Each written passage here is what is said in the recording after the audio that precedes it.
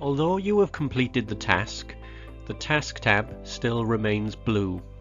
This indicates that no evidence has been uploaded yet. So let's have a quick look at how to upload that evidence. So we have completed the task. Whether that is forms or using a different evidence type, we now need to upload that evidence onto Maytas Hub. If you head to the Maytas Hub home screen, on the right hand side you will see Actions. So I'm going to click this Add Evidence button here. So the first thing we need to do is select the Essential Skills tutor. Select tasks to submit the evidence to and select Next. Upload your file here and press Next. Do you wish to map your evidence to the task? Yes.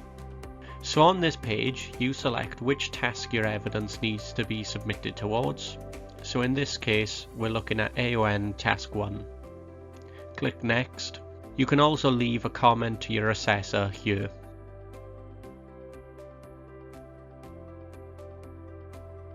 Here you can see the file you have attached, the task you have mapped this evidence to, and below is the message subject and the attachment file name.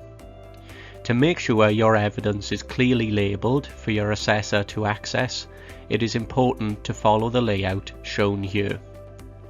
Remember to start with your full name, then add the task name and the date you are sending the evidence.